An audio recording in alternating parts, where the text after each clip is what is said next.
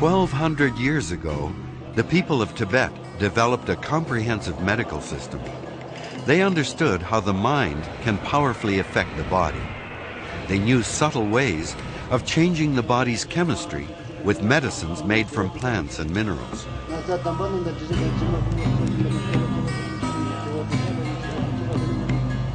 They blessed their medicines and their patients in lengthy rituals. And they encoded this knowledge in a series of elaborate paintings. Today, Tibetan medicine is the focus of a worldwide interest in traditional medical knowledge.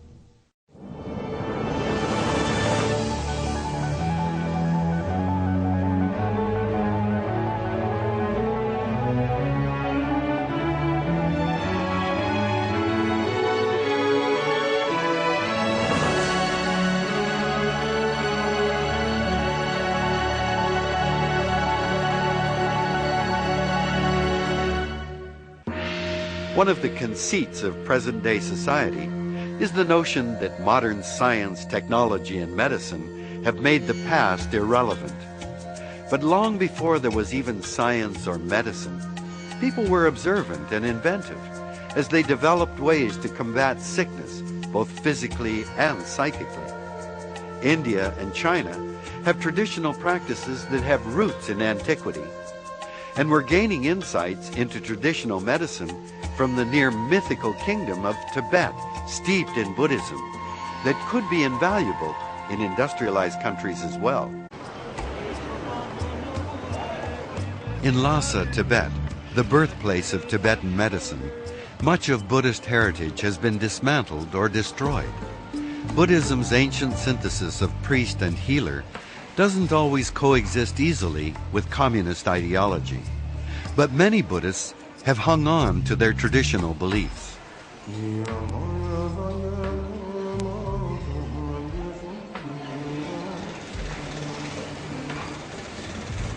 When the Buddha left his sheltered life, it was the shock of seeing someone who was sick, someone old, and then someone who had died that set him on the path to enlightenment. The Buddha himself claimed to be a healer, not a god, and offered his teachings as remedies, not gospels.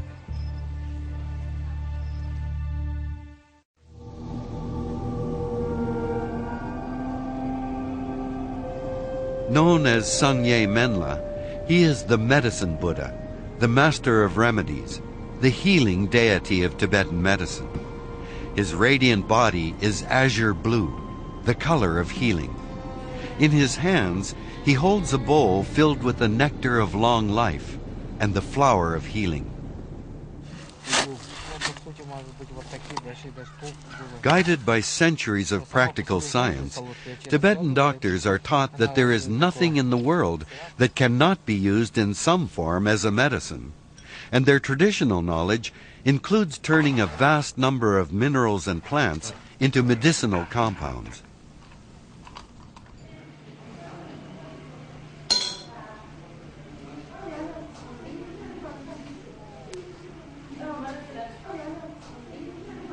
Practitioners still use treatments that used to be part of Western medical practice, but have now been changed or abandoned.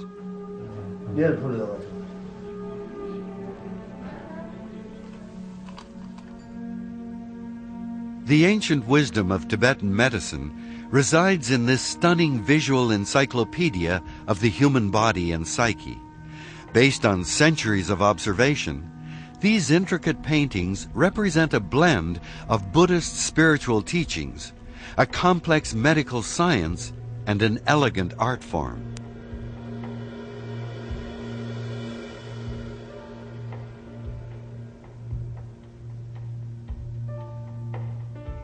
These paintings were made with a remarkable insight into how the human brain absorbs knowledge.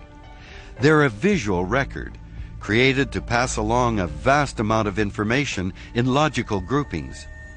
This tree branches off to display the three basic methods of diagnosis. First, observation. The leaves show the doctor how to look carefully at the patient's body, particularly the tongue and urine. The center branch shows the importance of touch and accurately taking the pulse. The last branch illustrates how the doctor should question the patient, asking in detail about symptoms, past illnesses, daily habits, moods, diet, and any areas of pain.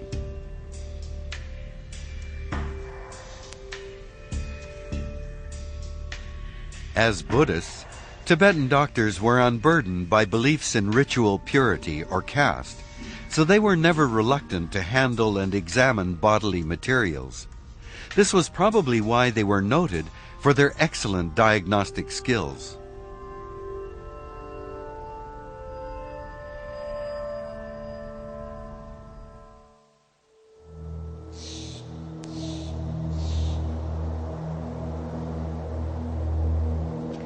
Some Buddhists say that their book of medicine came directly from the Buddha, or dropped from heaven here in the Yarlung Valley near Lhasa.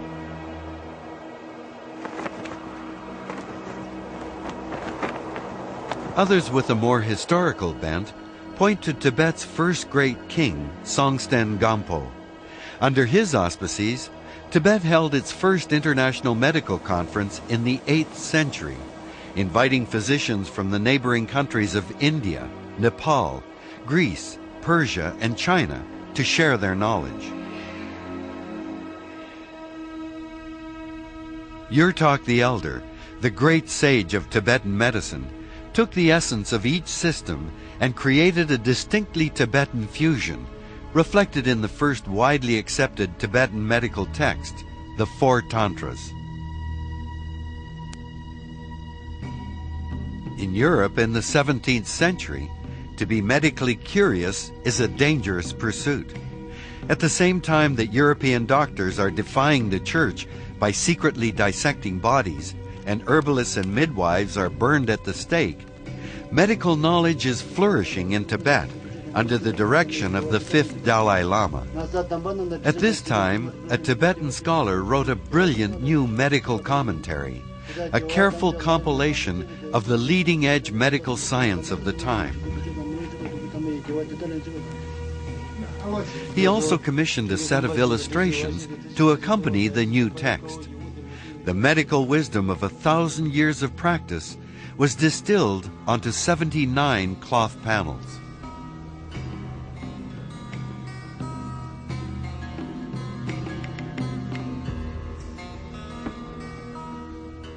To ensure that the illustrations were accurate, master painters visit the sky burials. Most corpses in Tibet were cut apart and offered to the vultures. At the funeral grounds, the actual construction of the human body was very clear.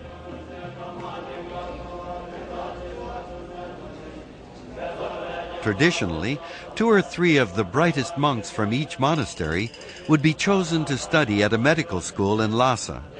Over the years, these monk doctors traveled across the Tibetan plateau, spreading their medical knowledge and their Buddhist faith throughout Central Asia. They expand Tibetan influence north into Russia, establishing thriving Buddhist communities in Buryatia, the region around Lake Baikal, between Mongolia and Siberia.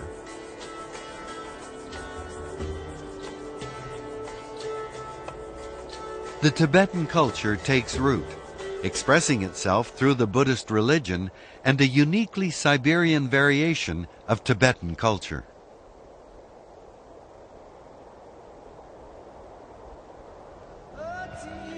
But the Tibetan medicine of Lhasa and faraway Buryatia were to be tested by a new god of scientific socialism and progress. In Russia, the overthrow of the Tsars and the Bolshevik Revolution marked the beginning of a dark age for the Buddhists of Buryatia. Stalin's purges in the 1930s release an inexplicable brutality on a massive scale. Monasteries are burned to the ground or reduced to rubble. Religious manuscripts and relics are looted and destroyed. Buddhist leaders are executed by the thousands. Tibetan Buddhists are also living on borrowed time.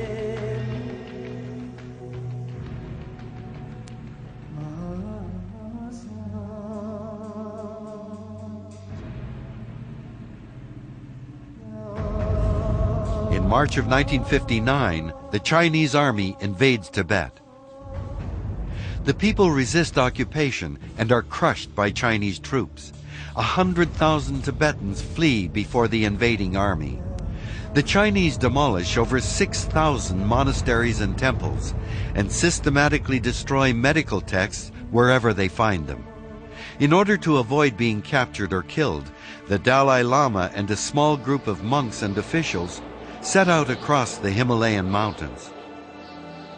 The Dalai Lama finds refuge in Dharamsala, India. The exiled Tibetans are determined to keep their Buddhist faith and their science of healing alive.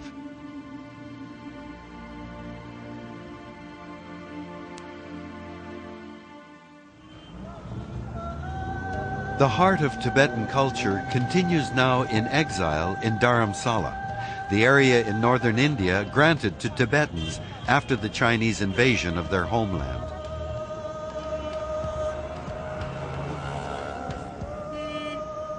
The Dalai Lama considers Tibet's unique medical tradition one of its most important contributions to human well-being. He insisted that one of the community's first projects should be setting up a new medical institute. Beginning in 1961 with one building, the large complex now houses a school and a facility for manufacturing traditional medicines. The handful of trained doctors who followed the Dalai Lama into exile were able to re-establish Tibet's entire medical system because, as a part of their traditional training, they had learned all of the ancient texts by heart.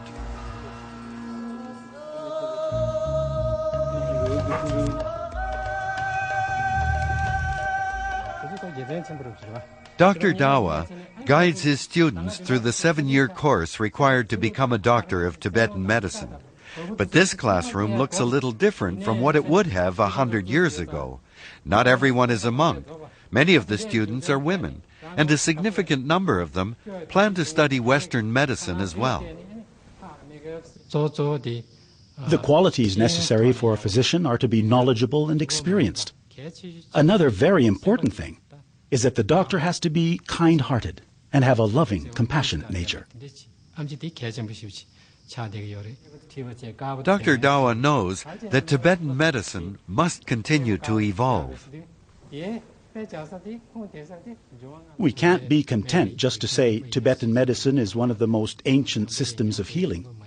We need to interact with modern medicine so we can authenticate our results and cross-reference our diagnoses and treatments to correct inaccuracies. That doesn't mean we should lose our identity in trying to imitate Western medicine. We need to create dialogue with Western science. In the West, scientific knowledge can have an uneasy fit with spirituality. But Dr. Dawa finds no contradiction between his understanding of medicine and his faith in the Buddha's teachings. Buddhist doctors believe that the healing they offer their patients is part of their own spiritual growth, a way to practice compassion on the path to enlightenment.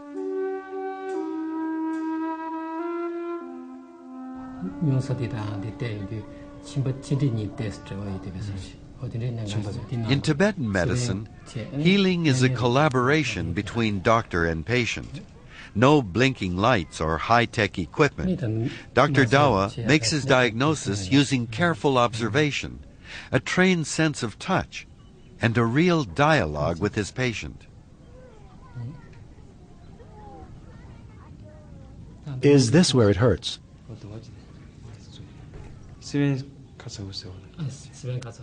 Ah, when you eat hot chilies.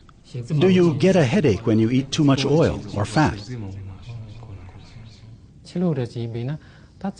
Western medicine is good for acute ailments and for emergency cases, as when there are traumatic injuries.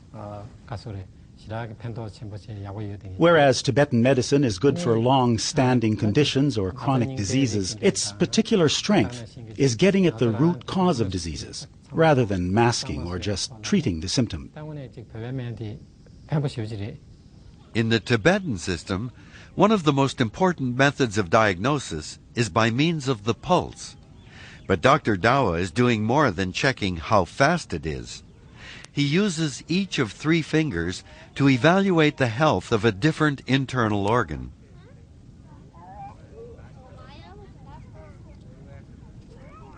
Next, the urine. The color, odor, and characteristics of the bubbles in the urine all point to what might be out of balance in the patient's body. From the color of the urine and how the bubbles disappear, it seems this is a bit serious.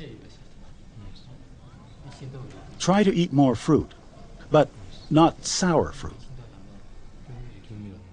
For the time being, I will prescribe medicine for 1 week, then come back with another urine sample. Initially, almost every disease stems from an unwholesome diet or improper behavior, which cause imbalances in the body. According to the Tibetan knowledge of healing, the 4 main methods of treatment are correct diet and behavior, the appropriate medicine and accessory therapies like massage and acupuncture. In Dharamsala, the spiritual and physical elements of Tibetan medicine remain inextricably linked, but China and Russia have sought to sever the bond. Want to know what we're up to? Visit our website.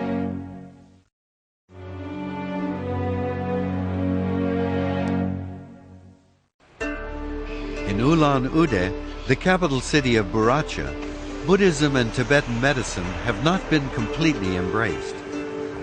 Tuvan Dorji is a Buddhist monk and a doctor who practices traditional Tibetan medicine here. It hasn't always been easy. At times, he's been hounded by the KGB and forbidden to leave the country.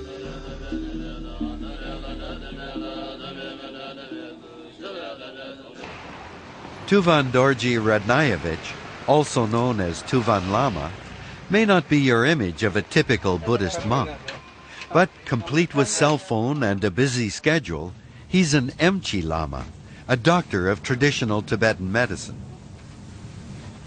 He works out of a small clinic in a Buddhist community center.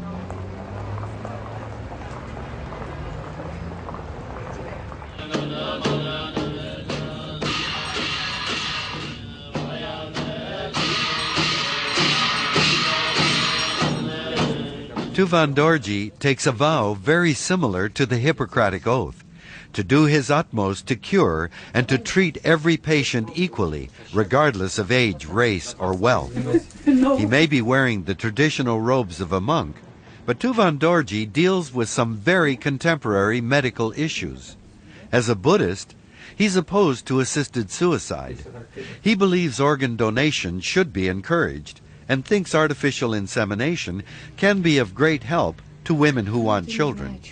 Up to 30 patients a day walk through the doors of his clinic with every possible medical problem. It isn't that we ignore modern Western medicine. They have their own excellent aspects, such as surgical treatments and computer analysis. They can be very effective, and we can make use of them. In the future, I hope we can combine the good points of Western medicine and traditional Buddhist medicine.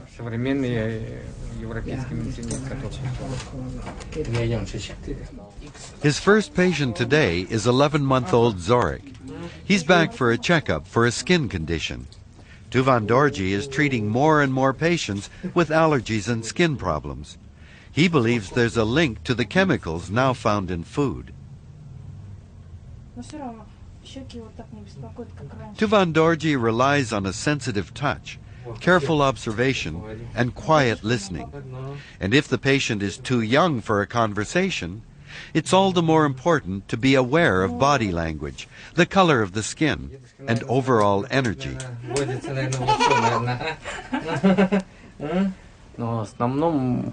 With a baby, I look mainly at the face. It shows everything that would indicate inner diseases. A typical treatment starts with herbal medicine and changes in diet.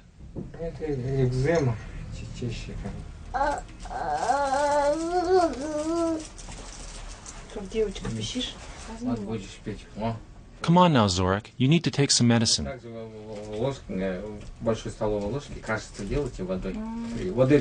You should give him natural food. Don't give him the artificial stuff in packages.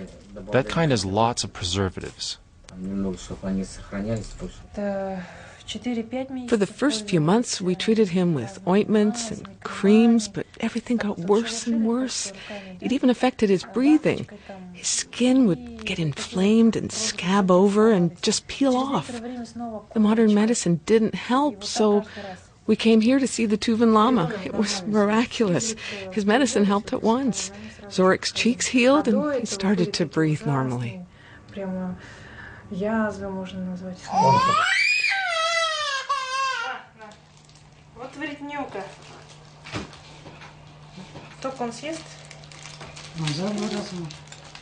Unfortunately for Zorik, Tibetan herbal medicines aren't sugar-coated.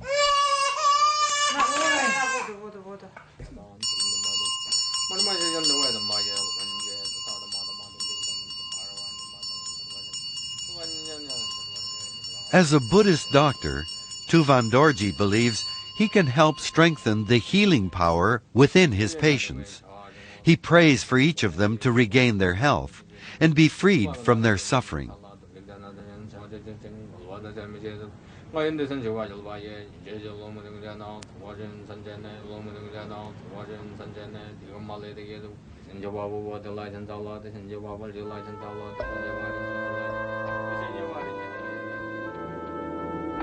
Only a few of the highly trained Emchi Lamas had survived the brutalities of the 30s, and Buddhists were still considered class enemies by the Soviet state.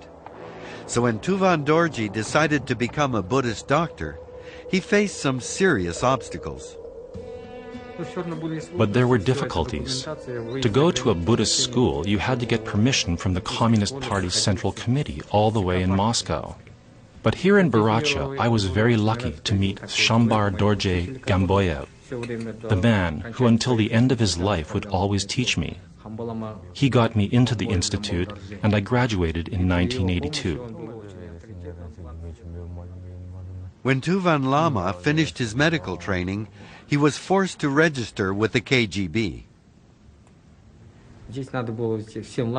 All the lamas were supposed to tell on one another who was doing what, and they tried to force us to spread rumors about each other, and I refused to do this. Fortunately, they did not stop me from being a lama.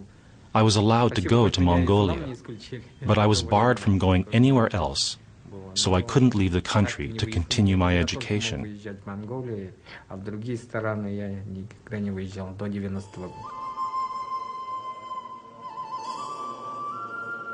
It was a time when any kind of religious expression in Russia was considered ignorant or subversive.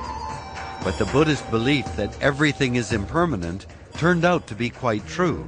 Things in Buracha were about to change once again. In 1989, after the collapse of the Soviet Union, Buddhism was declared a legal religion, and once again, the temples are a place of celebration.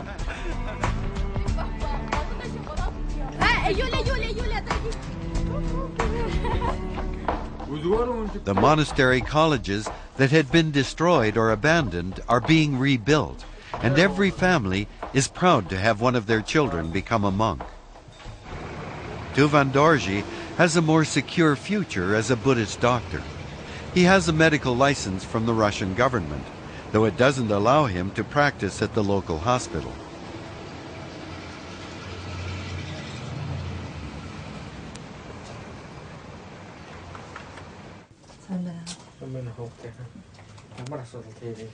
Today's first patient is Mrs. Galma.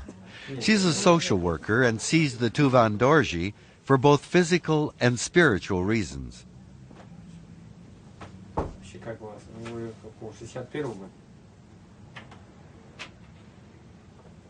He listens to her anxiety over a court decision being handed down today. If things go badly for her partner, he may be sentenced to 3 years in jail. Mrs. Galma receives a blessing and a prayer for a good outcome.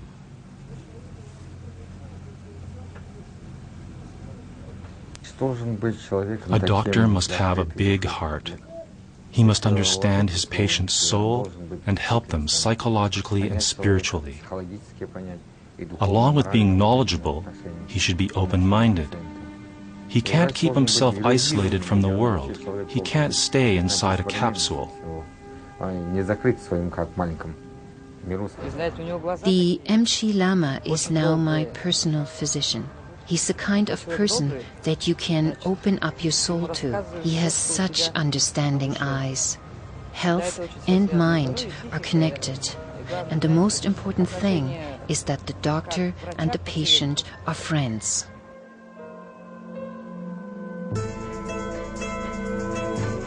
Atsagat is about an hour's drive from the capital of Ulan-Ude. It's one of a network of Buddhist monasteries built in this region.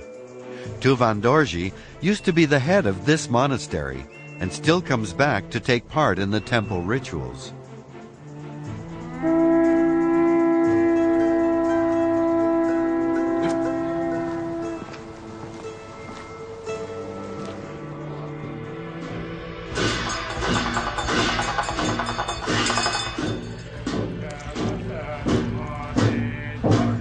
His nephew Genghis, who himself hopes to become a doctor one day, spends the summers here learning all he can about Tibetan medicine from his uncle.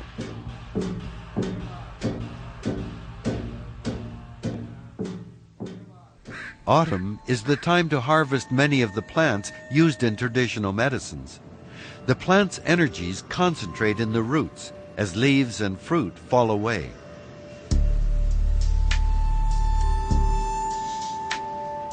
You stay here and guard the house.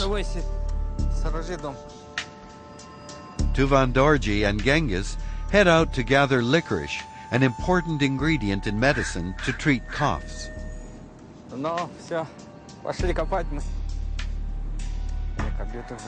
Trekking to remote places to harvest medicinal herbs has always been a part of a doctor's training.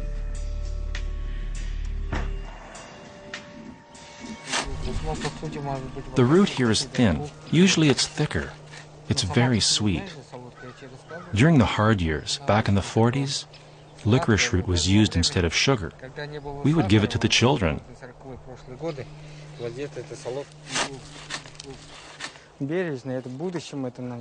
Just dig on this side, Genghis. If we dug around and destroyed the root system and took all of it, that would be bad. We have to be careful, because the plants are our future. It's not only you who comes to collect here, but other people.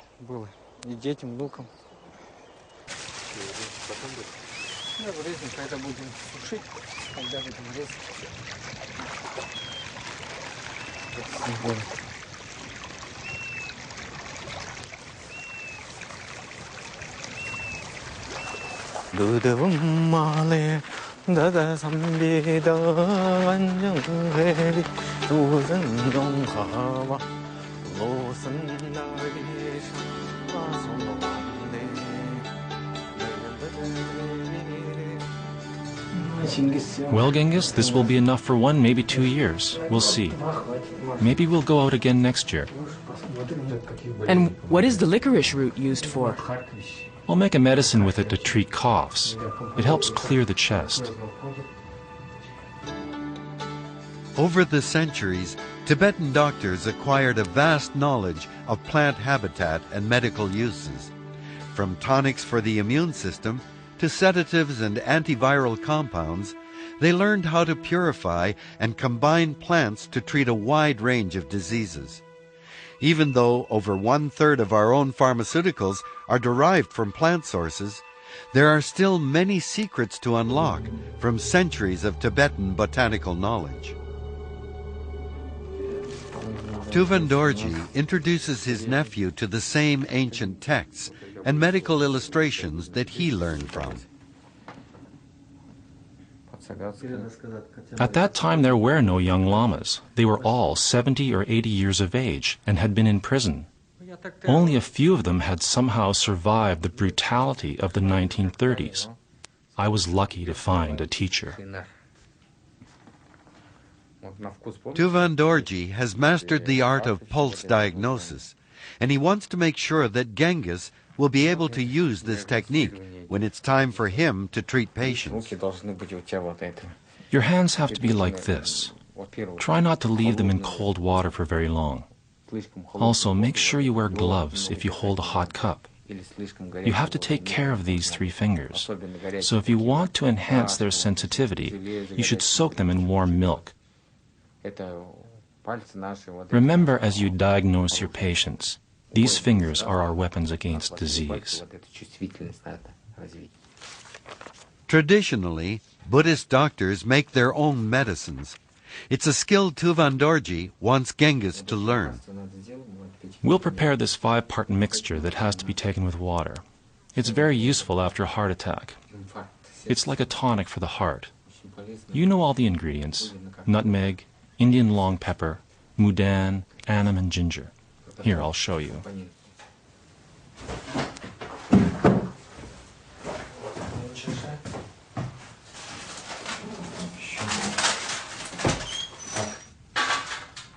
A thorough knowledge of the plants is something that will take years. But meanwhile, a willing young person can be very helpful with the more laborious part of things.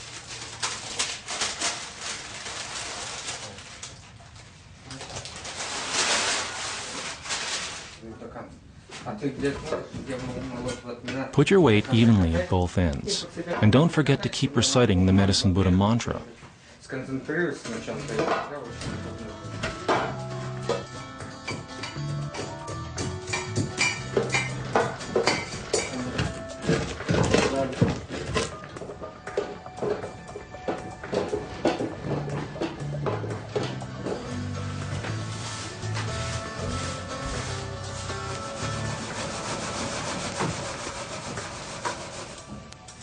Finished at last, after 6 long hours.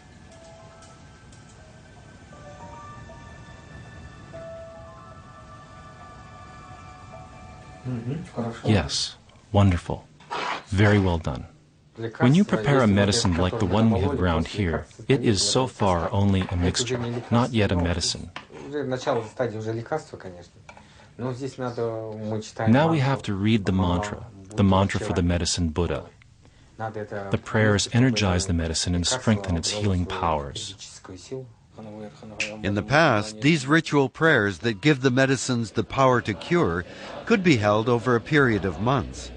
This particular blessing is conducted over 5 days and nights. Both monks and the students of the medical school take part.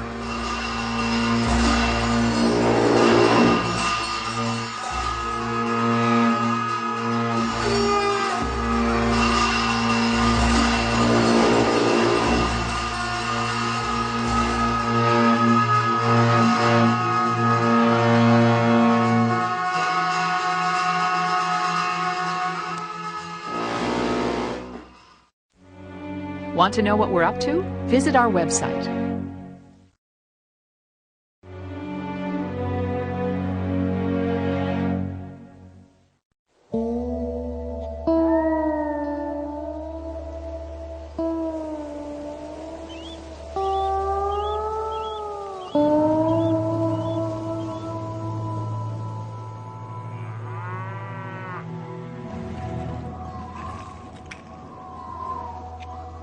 Plummeting temperatures and fresh snow mark the beginning of the Siberian winter, magnificently harsh and delicate.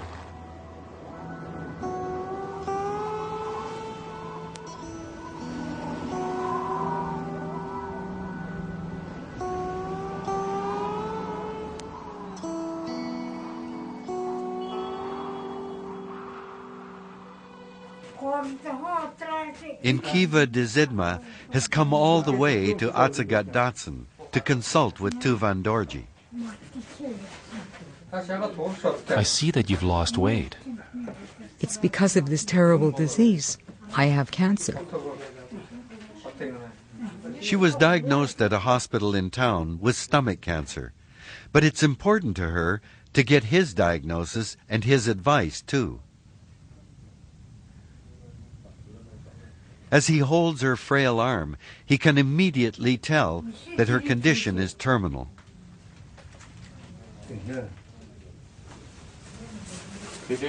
Please be still. When did you start feeling bad? Last autumn. What do you eat these days? Porridge and fish. I also take some oil mixed with alcohol. The doctor said it would kill the pain. It's true that your condition is not very good. Does your stomach hurt? Yes, around here. Regardless of whether it gets better or worse, please do not forget your prayers.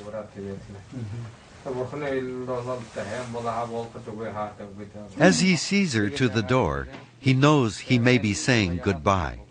He encourages her to keep a calm mind and seek refuge in the Buddha. I've lived a long life, and my children have grown up. Like all Buddhist doctors, Tuvan Dorji has a great responsibility for helping his patients through the last stages of life. He helps each one make their own journey, encouraging them to find refuge in the Buddha's teachings and the prospect of rebirth. She is completely aware that death is near at hand. I think she is a very courageous woman. She can fight the disease a little longer, but mainly she needs to keep a calm mind and prepare for her death.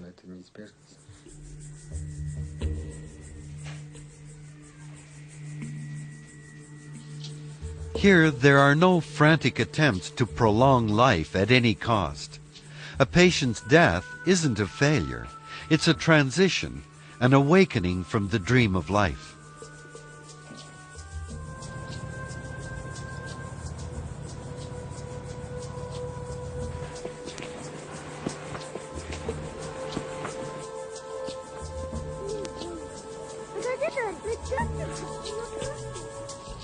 Today, Tuvan Lama is presiding over a funeral of a resident of Atsagatse village.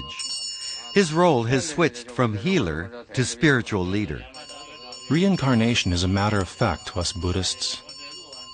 The soul is reborn over and over again, getting closer to enlightenment each time.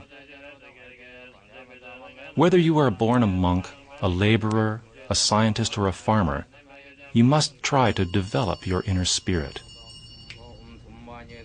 If you do not surrender yourself to anger or cruelty in this life, you will climb the ladder one more step in the next. In this way, we try to become as much like the Buddha as possible with each life that we live.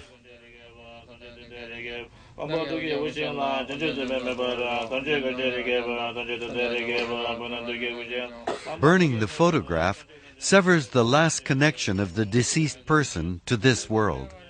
The purpose of the burial rite is to let the soul leave in peace and find rebirth.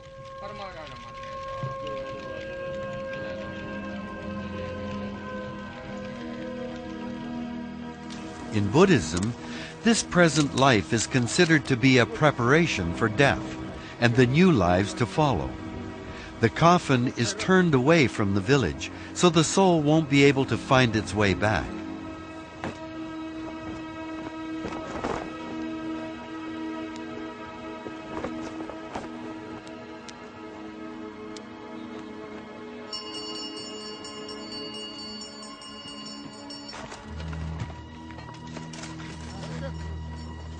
Relatives visit the graves for 49 days, at which point the soul will be reborn.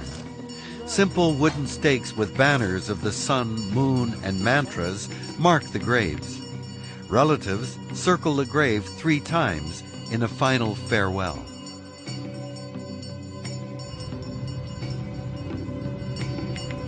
Tuvan Dorji is the last to leave. He must close the path, so the soul cannot follow them back to the village.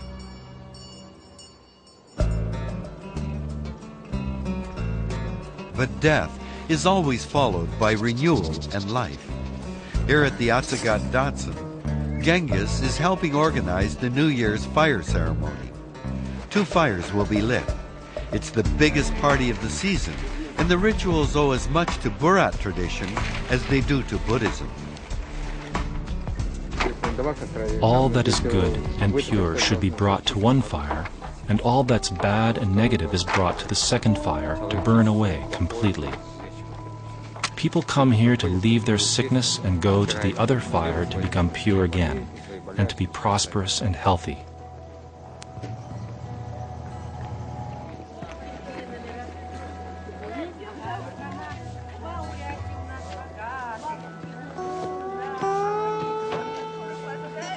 People start to gather at dusk.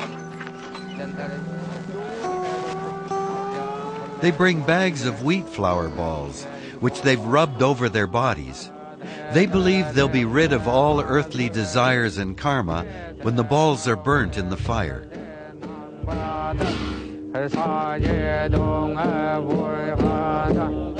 The paper skull is an offering to Yamaraja, the king of life and death.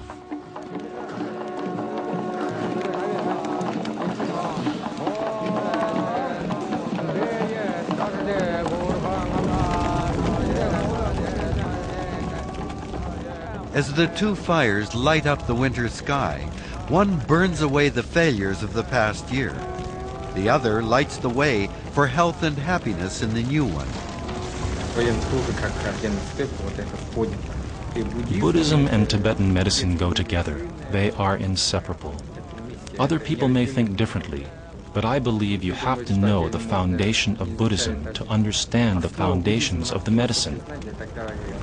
You need to understand it with your body, your mind, and your soul.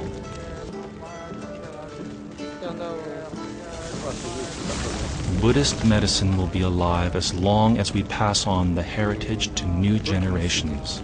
As long as patients want to be treated with Emchi lamas, we will keep our tradition, and I believe people will come to us for help. As long as Buddhist medicine has the power to heal.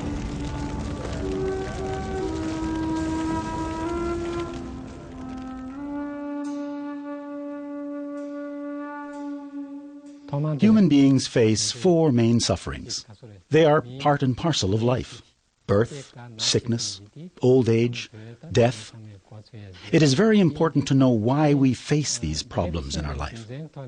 If we realize and understand these things, it helps us maintain a positive attitude.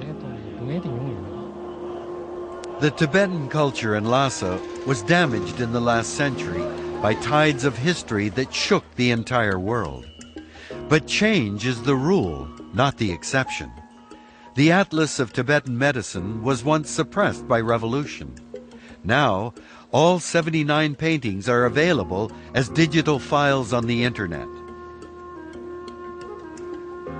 The spirit of the medicine Buddha, the master of remedies, continues through the centuries to minister to the bodies and souls of the faithful.